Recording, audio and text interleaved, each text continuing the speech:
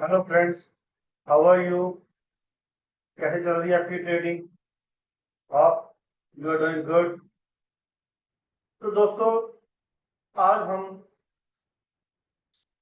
Easy market के बारे में डिस्कशन करेंगे कि उसके स्टॉक के बारे में फंडामेंटली भी और टेक्निकली दोनों तरीके से हम उसको स्टडी करना चाहेंगे कि इसका आज कैसे लग रहा है ये, और आने वाले टाइम में इसका क्या व्यू जो बनता हुआ हमें दिखाई दे रहा है। क्या ये आने वाले टाइम में मल्टीबैगर स्टॉक बनेगा या यही कहीं फंस कर रह जाए? तो इन्हीं पॉइंट्स को हम डिटेल में स्टडी करेंगे आज। तो आज का हमारा स्टॉक है इजी माई ट्रेड। सबसे पहले हम इसके फंडामेंटल की बात कर लेते हैं। तो इजी ट्रिप प्लानर, तो इसके मार्केट कैप की हम बात करते हैं तो इसका मार्केट कैप है 7,762 करोड़। और आज की इसकी प्राइस की हम बात करें तो ये 43-44 की रेंज में है। और लास्ट 1 ईयर का इसका अगर हम डाटा चेक करें तो इसने जो हाई लगाया है वो लगाया है 54 रुपीज का। और अगर लो की बात करते हैं तो कितने का लगाया है? 37। चलो देखो, ये तो नॉर्मल बातें हैं जो आम हम देख लेते हैं कि इसका मार्केट कैप कितना है, सीएफए कितना है, 52 वीक हाई कितना है, 2 वीक लो कितना है। अगर हम इसके बिजनेस की हम बात करें, इसकी सेल्स की बात करें, इसके प्रॉफिट की बात करें, इसके ईपीएस की बात करें, देखिए यहाँ पे बहुत सारे फैक्टर्स हैं। अगर किसी भी स्टॉक्स को हमने फंडामेंटली चेकआउट कर, अगर हम इजी माई ट्रिप की बात करें तो इसकी जो हाईएस्ट एवर सेल्स है, अभी तक इसकी जो सेल्स हो रही है, जो क्वार्टर टू क्वार्टर या ईयर ऑन ईयर बेसिस के ऊपर हाईएस्ट हो रही है, यानी कि इसकी जो सेल्स है वो बढ़ रही है। और इसके प्रॉफिट भी क्वार्टर टू क्वार्टर और ईयर टू ईयर इसका जो नेट प्रॉफिट है वो भी क्या हो रहा है? इंक्रीज हो रहा है। इसे हम सेल्स ग्रोथ की हम बात करते हैं तो जो सेल्स ग्रोथ है 22.6% के हिसाब से हो रही है, यानी कि जो बहुत ही अच्छा कंसेप्ट, मतलब कि अच्छा फैक्टर है हमारे लिए कि जो कंपनी है इसकी सेल्स ग्रोथ है। देखो, जिस कंपनी की सेल्स अच्छी होगी, प्रॉफिट अच्छा होगा, तभी तो वो कंपनी हमारे लिए काम करेगी। और एक होता है आरओई, यानी कि रिटर्न ऑन इक्विटी। एक होता है आरओसीई, इसका आरओई है 46.97%, यानी कि 47%। और अगर आरओसी की बात करें तो 54.6%, यानी कि जो कंपनी की आरओसी है, आरओसी क्या होता है? रिटर्न ऑन कैपिटल एम्प्लॉयड, यानी कि जितना पैसा कंपनी ने लगा रखा है उसके ऊपर उनको कितनी रिटर्न मिल रही है। तो कंपनी की जो आरओसी है वो आरओई से बेटर है। वैसे तो आरओई भी बहुत बेटर है, लेकिन आरओसी उससे भी बेटर है। यानी कि जब भी आरओसी आरओई से बेटर होगी, इट मीन्स वो कंपनी हमें पॉजिटिव इंडिकेट कर रही है, यानी कि वो हमारे लिए पॉजिटिव साइन है। सेल्स ग्रोथ अच्छी हो रही है, ये हमारे लिए प्लस पॉइंट है। और जो ईपीएस की हम बात कर लेते हैं, अर्निंग पर शेयर है, वो भी कंटिन्यूसली क्या हो रहा है? ग्रो कर रहा है। और इसके हम नीचे फंडामेंटल जाके और देखें, अगर सेल्स की बात करते हैं तो कंपनी की जो सेल्स देखिए, यहाँ पे कंटिन्यूसली क्वार्टरली इंक्रीज हो रही, बीच में मार्च में कुछ कम हुए थे, उसके बाद दोबारा फिर इसके जो सेल्स है टाइम टू टाइम इंक्रीज हो रही। और अगर ऑपरेटिंग प्रॉफिट की बात करें तो उसका जो प्रॉफिट है वो भी अब इंक्रीज हो रहा है। जैसे जून के अंदर 34 था और सितंबर में कितना है? 53 करोड़। देखिए करोड़ की बात कर रहे, सॉरी 68 परसेंट इसका ऑपरेटिंग प्रॉफिट है, यानी कि कितना प्रॉफिट कमा रहे हैं। और सारी ऑपरेटिंग प्रॉफिट है, ओपीएम को निकाल के, इंटरेस्ट निकाल के, अगर हम नेट प्रॉफिट की बात करते हैं तो देखिए दिसंबर 2020 में इसका नेट प्रॉफिट 22 करोड़ था, फिर 31, जून के अंदर कुछ कम हुआ, सितंबर 21 में फिर बढ़ गया। तो धीरे धीरे धीरे ओवरऑल आप देखेंगे कि अब इसका जो नेट प्रॉफिट है वो प्रॉफिटेबल हो रहा है। प्रॉफिटेबल हमेशा थे, लेकिन अब जो प्रॉफिट है वो क्या आ रहा है, इंक्रीज हो रहा है।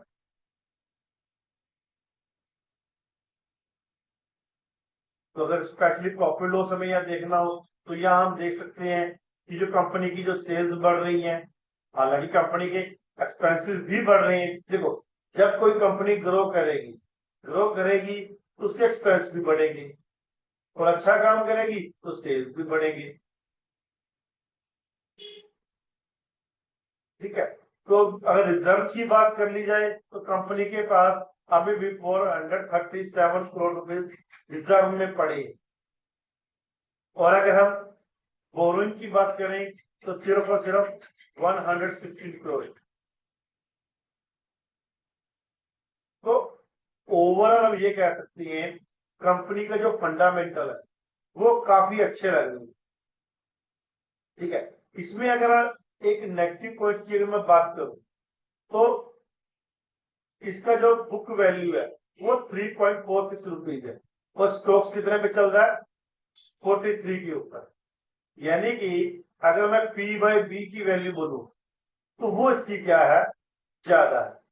और पी बाई बी की वैल्यू के हिसाब से देखें तो ये स्टॉक आज थोड़ा सा ओवर वैल्यूड है। अगर हम इसके यहाँ पे प्रो एंड कॉन्स भी देख सकते हैं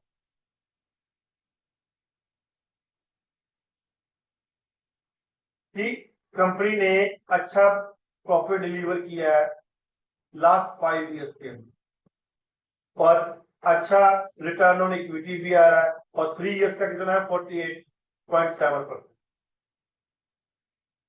अगर कौन नेगेटिव पॉइंट्स की अगर हम बात करें तो उसकी जो बुक वैल्यू है वो 12.6 टाइम्स है। तो ये थोड़ा सा इसका वीक पॉइंट। और अगर प्रमोटर होल्डिंग की बात करें तो वो लास्ट क्वार्टर में 1% कम हुई है, लेकिन एफ आई और डी आई की बात करें तो उन्होंने अपना स्टेक्स इंक्रीज किया है इसके अंदर। देखिए क्वार्टर वाइज देखिए, प्रमोटर्स ने तो कम किया है, लेकिन जो एफ आई है 2.18 से लेके अब 2.78 हो गई एफ आई। यानी कि लास्ट क्वार्टर के अंदर, लास्ट 6 मंथ के अंदर एफ आई और डी आई ने इजी क्लिप के अंदर अपनी हिस्सेदारी है वो इंक्रीज की है। तो आगे मैं इसको ओवरऑल कंक्लूड कर दूं कि जो कंपनी के जो फंडामेंटल है वो ओवरऑल अच्छा है, और ये कंपनी अपने एरिया में, यानी कि जिस रीजन में ये एरिया अपना काम कर रही है उसमें लीडर है। अपने जिसमें भी काम कर रही है, जैसे इजी ट्रिप प्लानर से आपको वैसे ही समझ में आ गया होगा कि ये ट्रैवल एजेंसी है। तो इसके कंपटीटर कौन कौन सी है, यात्रा ऑनलाइन है, वॉइस ट्रेवल है।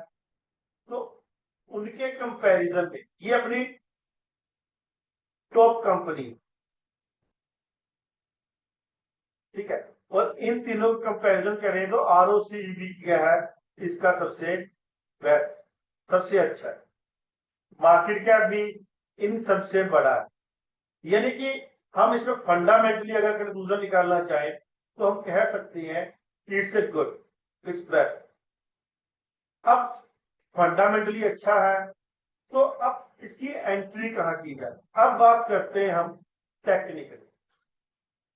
तो टेक्निकली हम बात करते हैं, और ईयर ऑन ईयर बेसिस के ऊपर हम बात करते हैं पहले। तो ये स्टॉक्स अभी ईयरली देखा जाए तो प्राइस अप गया फिर डाउन आया, और वहां से फिर अप जा रहा है। तो ईयरली पे कोई प्रॉपर स्ट्रक्चर हमें नहीं दिख रहा, हाफ ईयरली पे देखते हैं अभी भी कुछ नहीं दिख रहा। अगर क्वार्टरली देखते हैं तो क्वार्टरली का एक हमारे पास यहाँ पे डिमांड जोन, यानी कि प्राइस क्वार्टरली के डिमांड जोन में आया है और वहीं से अब अप जा रहा है, यानी कि प्राइस कहां से चल रहा है, क्वार्टरली के डिमांड जोन। मंथली देखते हैं, मंथली भी सेम, तो वहीं से अप जा रहा है। और इसको अगर अपन देखें तो यहां पे एक सप्लाई जोन, कौन सा, मंथली का सप्लाई, और मंथली के सप्लाई जोन से ही ये प्राइस नीचे आया, नीचे आया। तो यहाँ पे एक मंथली का डिमांड जोन था, मंथली के डिमांड जोन में प्राइस आके फिर अब ऊपर जाए, यानी कि कहां से रिएक्ट हो रहा है प्राइस, मंथली के डिमांड जोन। देखो पहले क्वार्टरली के डिमांड जोन से चला, मंथली के सप्लाई जोन से रिएक्शन आई। देखो जो डिमांड जोन ने काम करना है वो उसी ने करना है, सप्लाई जोन ने भी करना है, हर एक डिमांड जोन ने सप्लाई जोन ने अपना काम करने का। तो अब यहाँ पे अब देखें तो वापस यहां से डिमांड जोन में आया और वहीं से रिएक्शन हो गया। और अगर करंट की बात करें तो ये जो आज मौके पे इजी माई ट्रिप आया, ईएमए के ऊपर स्टेबल हो रहा। पहले 6-7 मंथ ईएमए से ये नीचे था, अब लास्ट 2-3 मंथ से ऊपर है, और अभी भी ये ईएमए के ईएमए 20 के ऊपर क्लोज हो रहा है। तो it means this is a good technical spot, यानी कि ये अच्छा सिंबल है स्टॉक के लिए कि ये ईएमए के ऊपर मूव कर। अगर हम वीक की बात करें तो देखिए यहाँ पे वीकली का भी डिमांड जोन था, तो वीकली के डिमांड जोन से ही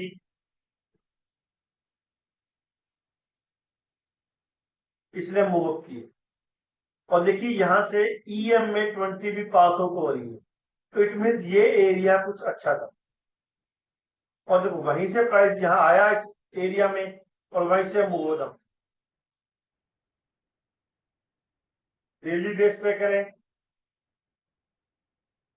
तो वहीं पे एंट्री दी और वहीं पे मूव अप कर, यानी कि अभी ये कुछ टाइम से कंसोलिडेशन कर। तो आप इसका स्ट्रक्चर देखिए, अगर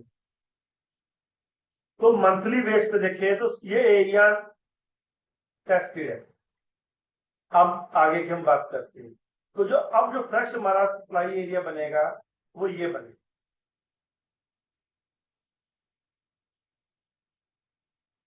वीक में चलते हैं, वीक में देखिए अभी ये वीकली के ईएमए से नीचे है, जैसे ही ऊपर क्लोज हो जाएगी तो ये थोड़ा सा पावरफुल हो जाएगा, स्ट्रॉन्ग हो जाएगा। और इसकी अगर हम टारगेट की हम बात करें, मान लो अगर इसको हम आज सीएमपी पे ही बाय कर लेते हैं, मान लो कल 43-44 के ऊपर बाय कर लेते हैं, तो इसका जो फर्स्ट टारगेट रहेगा वो क्या रहेगा, यहाँ, यानी कि 48-49 की नियर, यानी कि जो फर्स्ट टारगेट है हमारा 10% का रहेगा यहाँ। अब उसके बाद अगर हम देखें तो ये सारा एरिया टेस्टेड है, कोई भी अच्छा एरिया नहीं है। अगर मैं वीकली बेस पे कहूँ तो वीकली पे यही एरिया एक अच्छा है।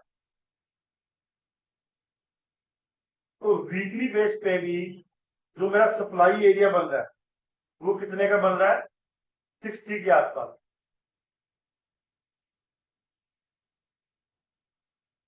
मंथली का भी वही एरिया है, वीकली का भी है। और अगर मैं डेली की हम बात करें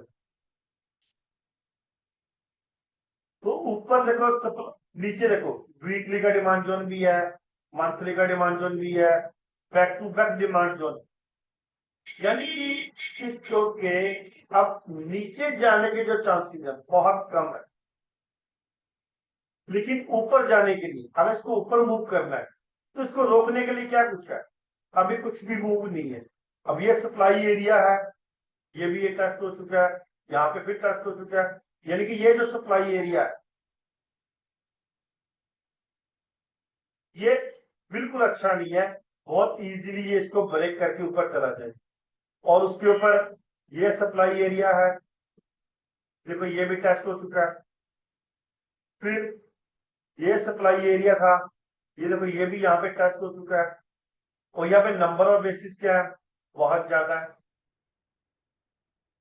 तो ये भी कुछ सप्लाई एरिया मुझे बिल्कुल भी अच्छा नहीं लग रहा कि मैं ये कहूं कि ये प्राइस को वापस मूव कर देगी। हाँ, कुछ टाइम होल्ड करना चाहे यहाँ प्राइस होल्ड हो सकता है। तो अगर पहला जो सप्लाई एरिया मेरा बनेगा वो यहाँ पे, तो ये कितना प्राइस बन रहा है, लगभग 53। तो जो मेरा नेक्स्ट टारगेट रहेगा वो 53 का है। उसके ऊपर देखिए यहाँ पे कोई सप्लाई एरिया अच्छा नहीं। और उसके बाद जो जस्ट टारगेट रहेगा हमारा 64 का है। यानी 64 तक ये स्टॉक रुकने वाला नहीं है। अगर आप इसको परचेज करना चाहते हो तो आप अपने स्टॉक को स्टडी कीजिए। जो मुझे लग रहा है, तो जो इसका टारगेट मुझे इनिशियल टारगेट लग रहा है कि एटलीस्ट हमें 60 तक के लिए इसको वेट करना चाहिए। अगर ये आपके पोर्टफोलियो में है तो आज ये 43 का है, तो 64 का इसका मेन टारगेट है, फर्स्ट टारगेट मेन। तो वो टारगेट के लिए आपको ऑलमोस्ट कितना हो गया, 50% की रिटर्न मिल सकती है। कितने, 50% रिटर्न इस स्टॉक्स में हमें बहुत इजीली मिल सकती है।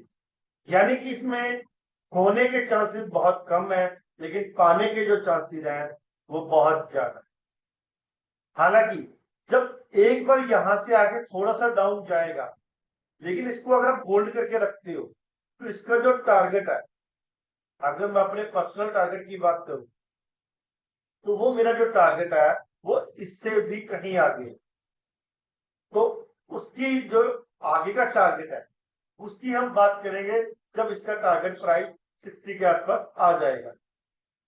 अभी हमें 50% मूव के लिए इस स्टॉक में बने रहना चाहिए। तो अभी मेरी क्या आपको क्या सजेशन है, अगर ये आपके पोर्टफोलियो में है तो आप इसको रख सकते हो। और जो आपका फर्स्ट टारगेट है, अगर आप इन्वेस्टर हो तो आपका टारगेट होगा 60 प्लस का। और अगर आप शॉर्ट टर्म ट्रेडर हो, आपको क्विक रिजल्ट चाहिए, तो आप इसमें अपना 10% का टारगेट रख सकते हैं। देखो जनरली मैं अपने स्टूडेंट्स को और अपने साथियों को यही चीज जस्ट करता हूँ, या तो आप लंबे टारगेट के लिए अपना वेट कीजिए, या फिर आप 10% को फॉलो कीजिए। जो स्टॉक आपको अच्छे लेवल पे मिल रहा है उसको बाय कीजिए।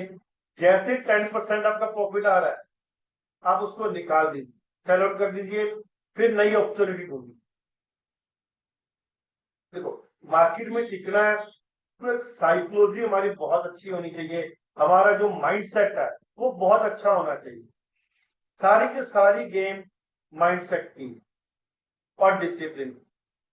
डिसिप्लिन कब आएगा, जब उसको हम अच्छे सेटअप को अच्छे से फॉलो करेंगे, जब हमें पता होगा कि हमें यहाँ बाय करना है यहाँ सेल करना है। जब तक हमें एंट्री एग्जिट और स्टॉप लॉस का पता होगा तो वो चीज हम बहुत अच्छे से इसको मेंटेन कर सकते। मैं हमेशा कहता हूँ ट्रेड लेने से पहले हर चीज को एनालिसिस करना है। आप उसका फंडामेंटली देखिए, उसका टेक्निकली देखिए, मंथली वीकली डेली हर चीज देखिए। लेकिन जब आप ट्रेड के अंदर एंटर हो गए तब उसके बाद रोबोट बन जाओ, तब दिमाग नहीं लगाना। या तो टारगेट आएगा या स्टॉप लॉस आएगा। ऐसा आप कम से कम 20 से 25 ट्रेड में करके देखिए, तो आपको अपने अंदर एक अलग कॉन्फिडेंस लगेगा, एक कॉन्फिडेंस आएगा, एक आपकी जो साइकोलॉजी है वो बहुत अच्छी हो जाएगी, स्ट्रोंग हो जाएगी। लेकिन साइकोलॉजी को स्ट्रोंग करने के लिए हमें एक फेज से गुजरना पड़ेगा। और वो फेज क्या है कि हम अपने एंट्री टारगेट स्टॉप लॉस पे स्टिक रहे। स्टिक कब रहेंगे? जब हमें अपने सेटअप के ऊपर विश्वास होगा। पहला काम होता है हमारा सेटअप अच्छा हो। उसके बाद जो एंट्री टारगेट स्टॉप लॉस हमने लगाए हैं वो अपने होशोबाज में लगाए हो, हमारी बेस्ट स्टडी के अनुसार हो। जब ये काम हो गया तो जब एंट्री आ गई अपनी एंट्री लो। आजकल तो जीटीटी ऑर्डर लग जाता है, अपना स्टॉप लॉस भी लगा दो, टारगेट भी लगा दो, और बस बेफिक्र हो जाओ। जो होगा स्टॉप के साथ अपने आप हो जाएगा। या फिर अगर आप बड़े टारगेट के लिए खेल रहे हो तो वहां स्टॉप लॉस ट्रेलिंग भी कर सकते। तो स्टॉप लॉस ट्रेलिंग कैसे करनी है ये हम आने वाली वीडियोस के अंदर स्पेशली आपको बताएंगे। तो अभी तक जो हमने आपको इस स्टॉक्स के बारे में कुछ फंडामेंटली बातें बताई हैं और कुछ टेक्निकली हम इसको स्टडी। तो अभी जो मेरा ओवरव्यू है स्टॉक के लिए बहुत अच्छा है। जो अभी फर्स्ट टारगेट है मेरा 60 प्लस का, यानी कि मोर देन 50%। बाकी आप अपनी स्टॉक्स को परचेज करो, आप अपने एडवाइजर से जरूर रिकमेंड करें, क्योंकि जहां पर जो हमने स्टडी आपके प्रेजेंट की है वो एजुकेशनल पर्पज के लिए। हम यहाँ आपको बाइंग या सेलिंग रिकमेंड नहीं कर रहे। यहाँ हम अपनी स्टडी आपको दिखा रहे हैं कि ऐसा हो सकता। आप इसको एनालिसिस करते रहिए और अगर आपको कॉन्फिडेंस मिलता है तो आप अपने ट्रेड में जा। थैंक यू, नेक्स्ट वीडियो में फिर मिलते हैं।